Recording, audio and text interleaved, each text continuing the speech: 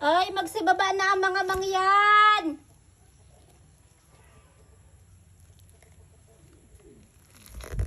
Mga mangyan. Nilupak.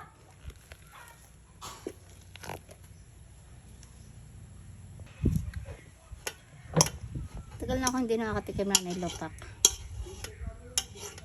Kaya nilupak ako. Wala kami yung gilingan. Dati ginigiling namin to. Nung mga bata pa kami, nilulupak talaga namin bayuhan. Tapos, nung nagkaroon na ng business ang tito ko, ginigiling namin. Tapos binibenta namin. Ako dati, napakalakas ng lupakan namin. Makalain mo, maabot ng 50 kaserola. Yung malalaki talagang kaserola. Yun niluluto namin. Tapos deliver sa Pasay, deliver sa Cavite, sa Laguna. Pero hanggang ngayon meron pa naman, kaso nga lang hindi nakatulad dati. Dati talaga napakadami. Napakaraming order. Marami kaming taga-deliver.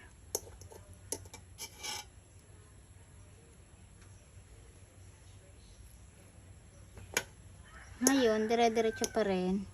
Yung kapatid ko na yung namamahala. Sila ng tito ko, yung magkasosyo na ngayon. Tapos kami, yung iba, nag-work na sa company. Kasi naapektuhan nyo nung, ano nga yun? Yung sa Bohol. Sa Bohol ba yun?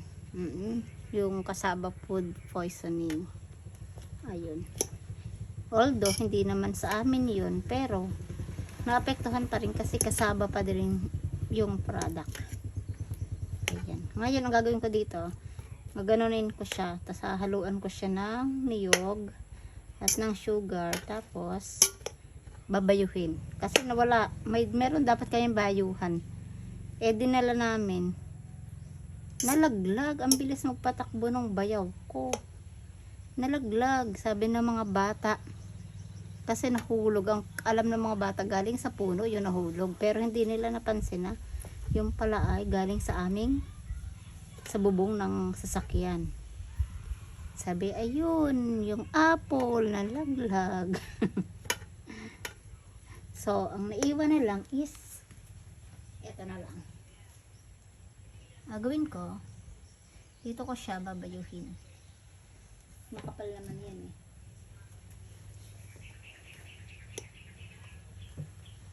Tapusin ko muna. Ayan. So, tapos ko ng maano. Pwede din dito ang ano. Pwede din dito ang ano yun? Saging. Saging na saba. Masarap. Kapag hilaw. Ay, naku. Sarap-sarap na. Ayan. Lalagain din lang siya. Sariwa ang ano na nilagay ko kasi manamis na mas. Yan. Hahaluin muna natin yan ng ba't kasi ang liit-liit ng panghalo ko. Kukuha nga ako ng malaki. Tapos yung asukal, hindi ko alam kung sakto na yung asukal diyan. Kapabili na lang ako mamaya. Sakto na kaya asukal diyan. Pangit din ang sobrang tamis eh.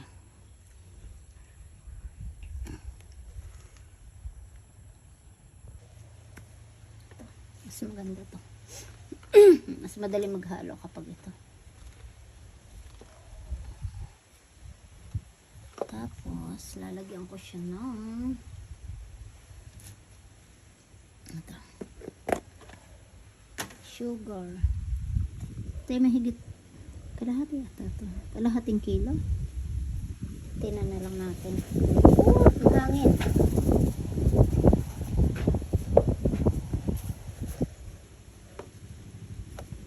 Marami na ata ang kalahating kilo.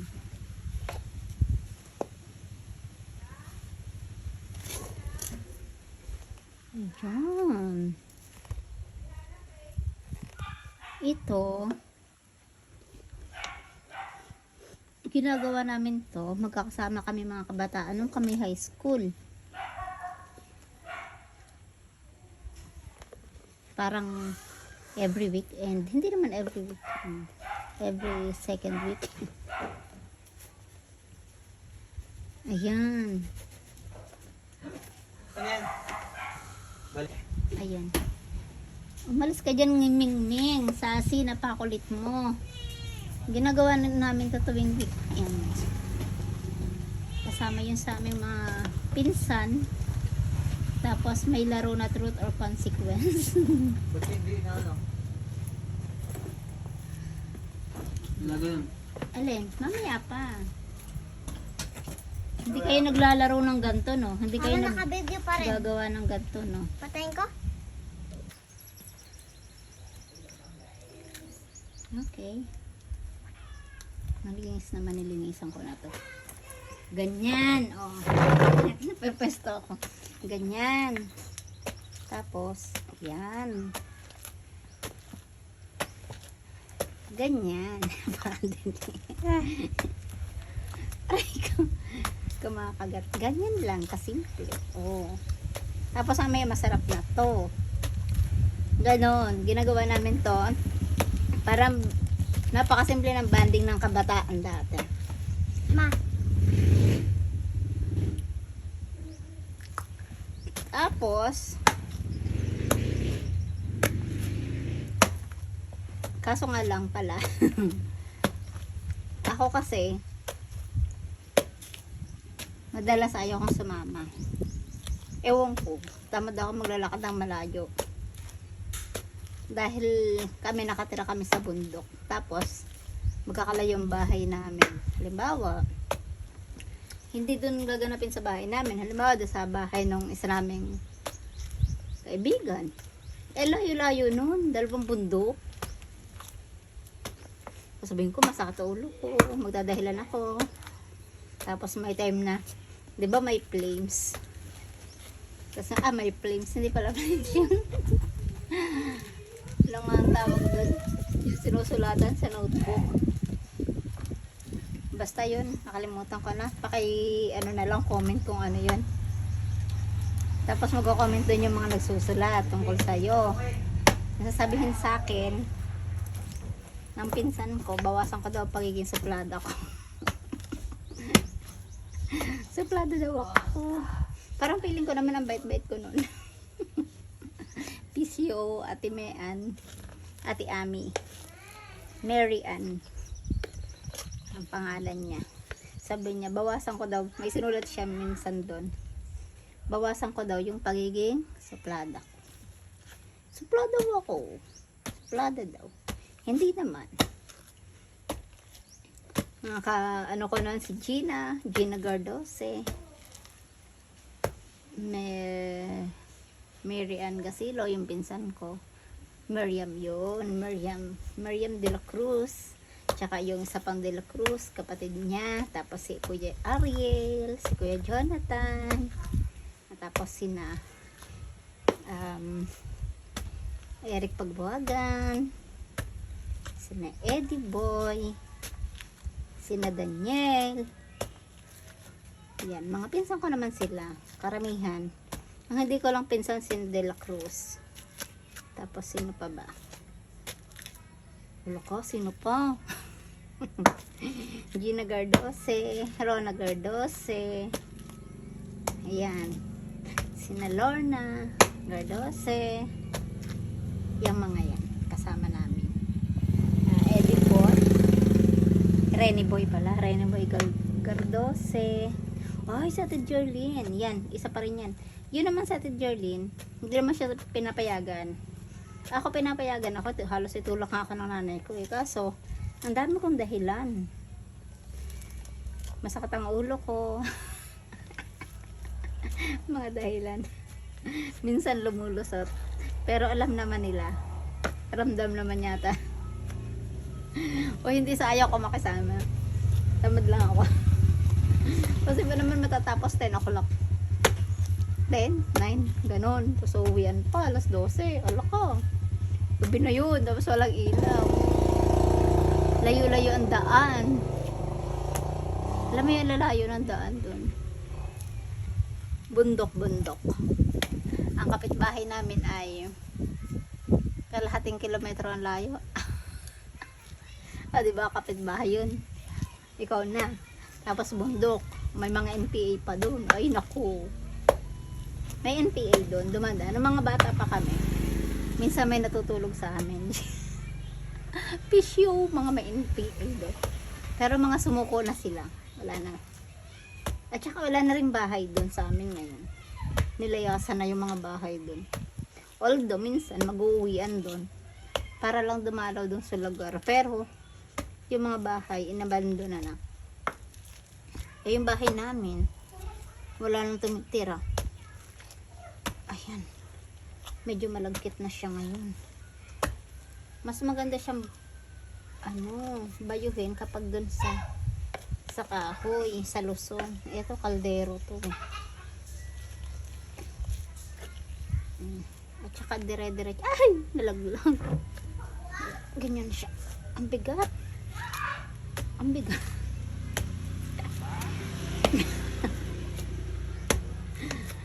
At saka ang nagbabayo nun, mga lalaki. Kami, yan, taghalo. Ganon. Tagakwento.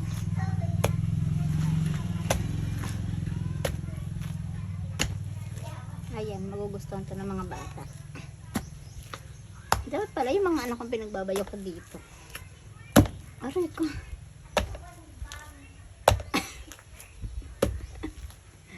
Aray ka na, kabali na.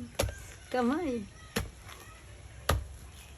Dati kami, nung nag-college na kami, ginigiling na lang namin ganon-ganon. Ewan ko, may picture pa ba ako dyan? Ng kasaba. Kasaba roll na ang tawag namin. Kasi niro-roll na lang siya. Paglabas niya sa makina, niro-roll namin siya sa dahon ng saging. Ng saging. Lalagyan ko siya ng konting gatas para mas masarap. Special naman siya. Yung mga tinitinda namin, asin lang siya. Nalagyan ko na ba ito ng asin? Parang hindi pa. Pero nung nilaga ko siya kanina, may asin na siya. Dapat siguro lagyan ko ng asin. Wait. Tapos, laka. Lagyan ko na lang. Budburang ko na lang. Ang sakit.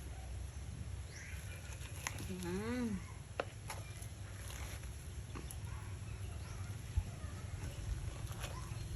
Hindi na siguro kailangan masyado. Okay na yan.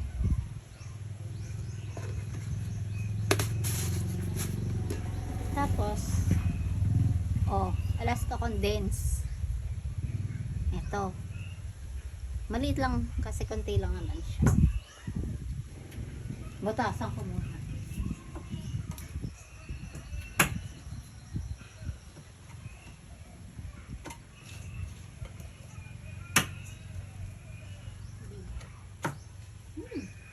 Yummy, yummy. Ganun lang. Shee. Talagang may tunog pa. Shee. Diba?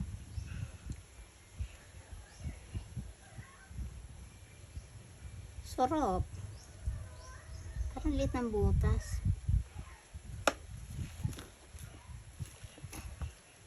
Lalo itong lalagkit.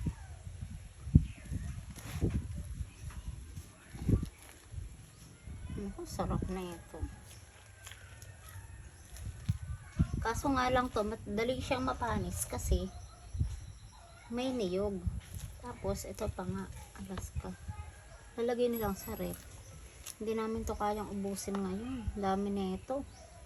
Ilan lang kami. Ang sarap. Tatakam na ako. Yummy yan. Saglit.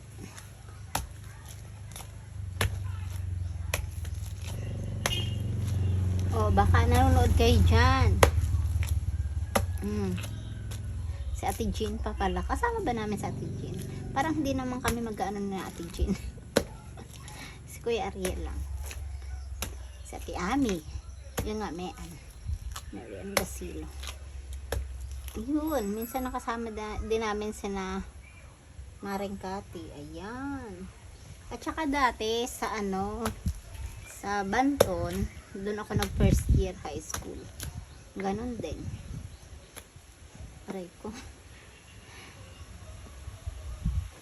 Ganto din. Nilupak. Bukayo naman doon. Madalas bukayo.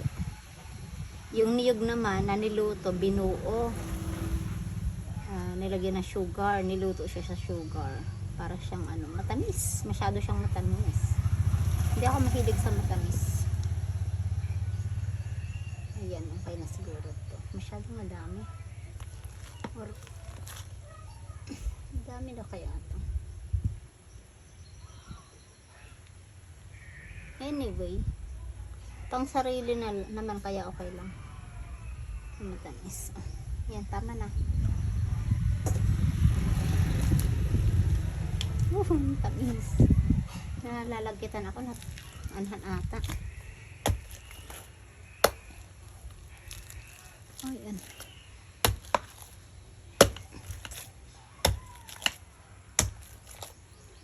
Ayun.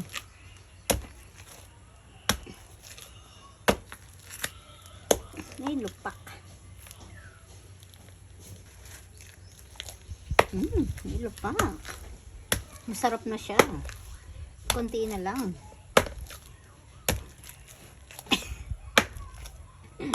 Masisira itong. Mabuti na lang. Aray ko. Nagpatong ako nito sa ako para hindi siya maging direct sa semento dahil baka mag-yupi-yupi ito. Makapal naman ito. Pero syempre mas mapoprotektahan siya kung malambot yung kanyang pinagpapatungan. Tigas. Antong ito. Ano pala. Ang sarap. Sarap na, gusto ko nang kumain.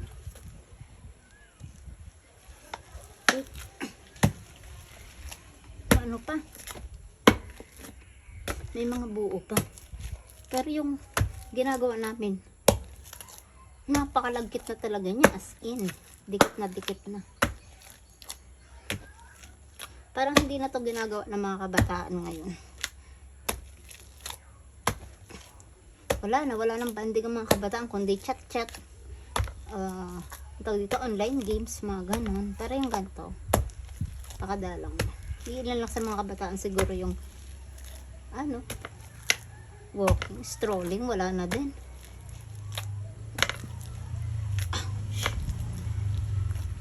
Karamihan ngayon, sorry. Pero kabataan ngayon, mga lumalandi na.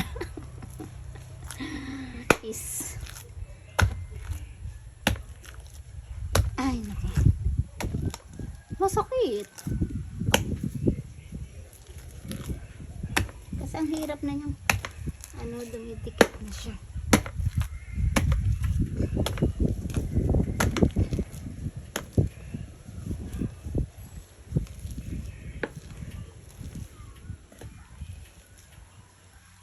Naalala ko si yung isang kabataan dito. Nabanggit niya yung narabis. Mapagod na. Kasi madikit siya.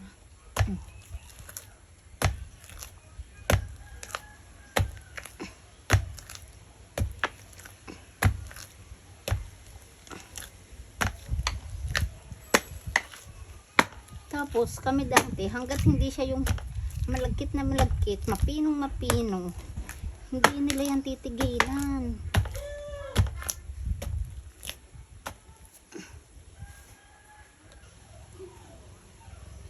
Parang kukulangan ako. Palagkitin pa natin ang todo. Hindi ko pa naman nakakalahati ang Maliit na condense. Sarap. Sarap. Hey! Mangin.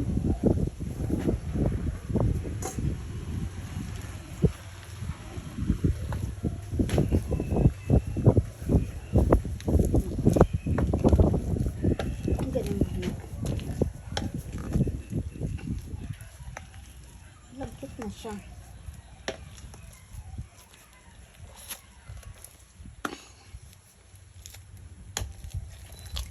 Malagkit na sa kamay. Ay! Oo nga, nag-ano na Kasi may natulong ko din sa hawakan. Sandal. Hoy, alis ka dyan. Eros. Dandaan ka dyan.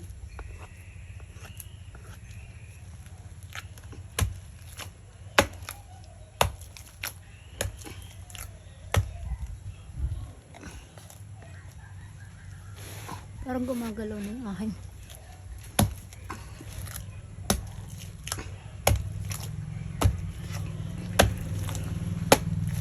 Eros, alis. Eros! Alis. Huwag makulit.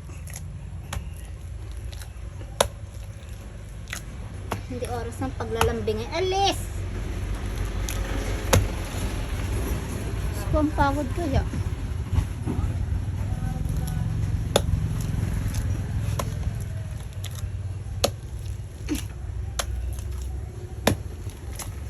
Tapos mangungulit ka pang Eros ka. Parang okay na to.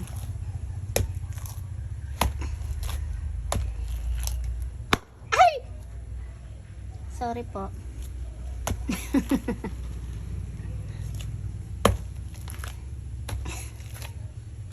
Masisira. Mabuti na lang makapal siya. Maya hindi nakakasya yung takip na ito. Nadalbahan ko na.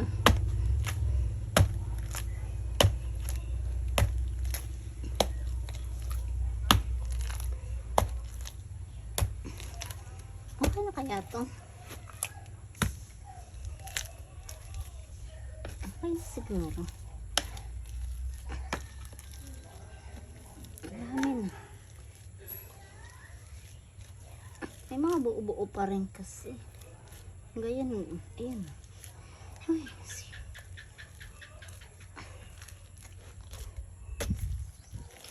mahirap.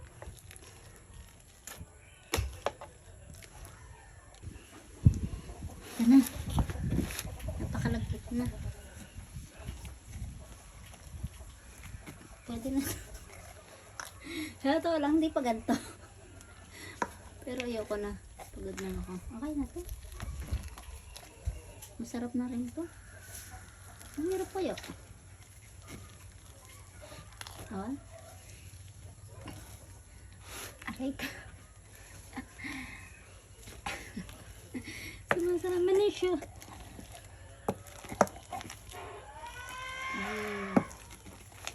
Okay na yan. Let's eat. Mga mangyan.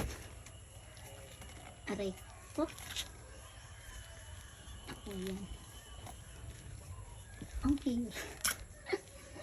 Okay na. Okay na.